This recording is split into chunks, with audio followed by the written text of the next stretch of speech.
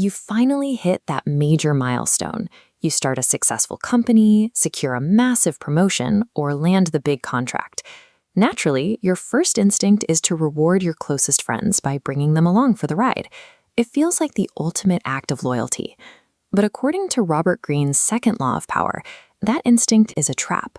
The people you trust the most are actually the greatest liability to your newfound authority. To understand why, you have to look at the psychological mechanics of social masking. Friends naturally hide their true flaws from each other. They suppress their honest opinions and bite their tongues to avoid arguments and maintain group harmony.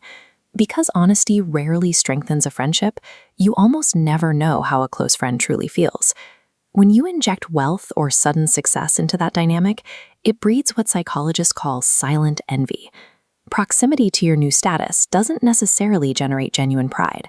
Often, it just forces a friend to confront what they haven't achieved themselves. Friendships are built on a foundation of absolute equality. The moment you introduce a professional hierarchy, where you are the boss and they answer to you, that foundation cracks. The bond inevitably deteriorates, and your closest ally morphs into a hidden threat. Doing a professional favor for a friend carries a massive emotional toll. It introduces something called the burden of gratitude. By handing them an opportunity, you create an unspoken debt. That burden secretly feels condescending. It signals they were chosen out of affection, not competence. This sudden shift in gravity destroys your equal orbit. To prove their independence, they will violently push back against your views and challenge your authority. Compare that emotional minefield to a standard professional relationship. Traditional business dynamics thrive because they are rooted in clear, predictable transactions. Everyone knows the score, and everyone is motivated by mutual self-interest. When you hire a friend, you actively dismantle a functional meritocracy. You replace a system based on competence with a toxic environment of unspoken debts. History is full of leaders who had to navigate this exact psychological trap. In AD 959, at the start of the Chinese Song dynasty, every new emperor faced a statistical certainty: assassination by his own generals and closest friends. When Emperor Chao Kuang-yin took the throne, he was painfully aware of this deadly cycle. He knew his closest allies were dreaming of replacing him. He didn't execute them in a fit of paranoia. Instead, he hosted a massive banquet.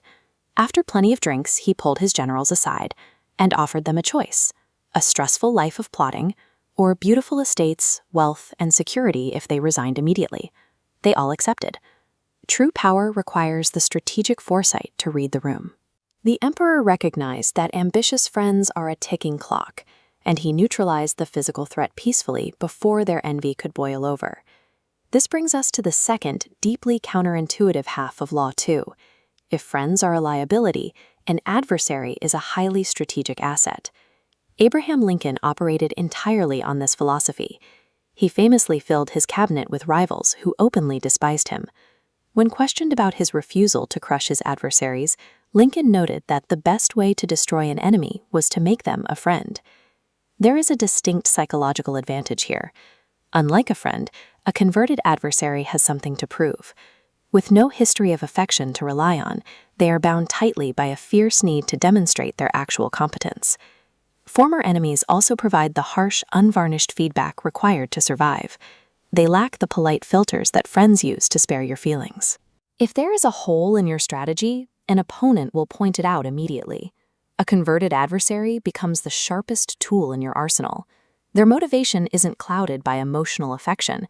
It is driven purely by self-preservation and ambition. Now, Robert Greene is not suggesting you adopt a life of total paranoia and abandon everyone you care about. Success requires a strict separation of spheres. You must draw a hard, permanent line between the utility required to build professional power and the emotional affection required for human connection. Look closely at your own professional circle. Audit the people around you based purely on their competence, their skills, and their aligned self-interest. Ignore your personal biases. True friendship is a finite, precious resource. It is something you build and enjoy in private. It is not a fuel source to be consumed for your career advancement. If you want lasting success without the emotional shrapnel, the blueprint is simple. Keep your friends safely on the weekends and keep hungry, converted enemies in the boardroom.